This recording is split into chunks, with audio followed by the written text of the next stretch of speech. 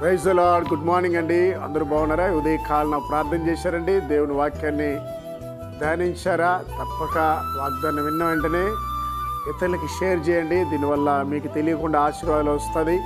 ఎంతోమంది ఈ వాగ్దానాల ద్వారా చాలామంది ఆత్మీయంగా బలపడుతున్నారు, అనేక మంది మండించబడుతున్నారు. నిజమే కదా, కడవరి దినాల్లో చాలామంది ఆత్మీయంగా బలపడడం వల్ల మనందరికీ ఆశీర్వాదాలు. అంటే కలిసి దేవుని వాగ్దానం చూద్దాం.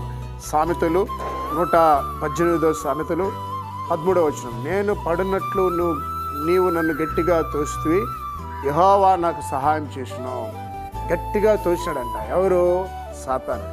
చూడండి, మనము దేవునిలో ఎదుగుతున్నప్పుడు, దేవునితో ఉన్నప్పుడు సాతాను ఊరుకోడండి, నీ మీద దాడి చేస్తాడు. మీరు బైక్లో పోతున్నప్పుడు, ప్రయాణంలో ఉన్నప్పుడు సాతాను మిమ్మల్ని గట్టిగా తోస్తాడు. తోయడం అంటే ఏంది? యాక్సిడెంట్ చేయడం. ఎందుకోసమో? ప్రాణాన్ని తీయడానికి. దేవుని బిడ్డలంటే వాడికి నచ్చదు, ప్రార్థించేవాళ్ళంటే వాడికి నచ్చదు. ఏదో రకంగా అపాయాన్ని తీసుకురావాలి. నా జీవితంలో ఎన్నో యాక్సిడెంట్ దేవుడు నన్ను తప్పించాడు.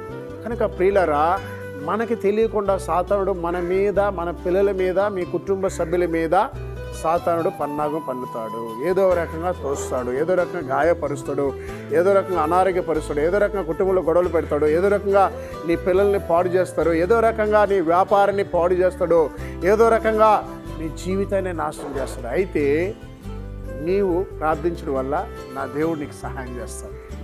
సాతాను నుంచి మనల్ని తప్పించేది యేసయ్య, సాతాను నుంచి మనల్ని కాపాడేది యేసయ్య. సో ఆ యేసయ్య మనకు కాపాడాలంటే మనం ప్రార్థన చేయాలి. అందుకే నేను ప్రతిరోజు మీతో చెప్తూ ఉంటాను, ఉదయకాలన ప్రార్థన చేయకుండా గడప దాటకండి. అది వ్యాపారం కావచ్చు, స్కూల్ కావచ్చు, కాలేజీ కావచ్చు, లేదా ఏదైనా ఉన్నాయి, ప్రార్థన చేసుకుని వెళ్ళండి. ఎందుకంటే సాతానుడు ఈ దినాల్లో దేవుని బిడ్డల మీద బహుగా దాడి చేస్తున్నాడు. కనుక ప్రియ దేవుని బిడ్డలారా, యవనస్తులారా, తల్లిదండ్రులారా, మరి సంఘ బిడ్డలారా, మరి ఈ వాగ్దానం వింటున్న ప్రతి బిడ్డలకి నేను చెప్పే మాట ఏంటంటే, ప్రతి దినము దేవుని వాక్యాన్ని చదవండి, ప్రతి దినము ప్రార్థించండి. దేవుడు అపవాది చేతుల నుంచి మిమ్మల్ని తప్పిస్తాడు. అటు కృపచ్చినా ప్రార్థించదు. మహోన్నతుడా, పరిశుద్ధుడా, ఉదయకాలన వాగ్దానం బిడ్డల మీద నీ కృప ఉంచినాయన. అపవాది చేత ఎవరైతే పీడించబడుతున్నారో, దురాత్మ శక్తి ద్వారా, అయా మాంత్రిక శక్తుల ద్వారా నజరుడైన యేసు నామమున విడుదల కలుగును గాక. నా ప్రభు, వృద్ధాప్యంలో ఉన్న తల్లిదండ్రులకి మోకాలు నొప్పులు, నడువు నొప్పులతో బాధపడుతున్నారయ్యా, వారికి సంపూర్ణమైన ఆరోగ్యం దయచండి.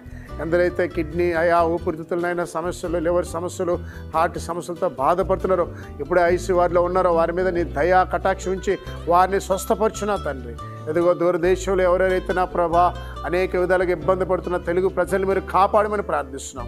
అప్పులు ఉబులు ఉన్న వారికి మీరు సహాయం చేసి వారిని విడిపించునైనా.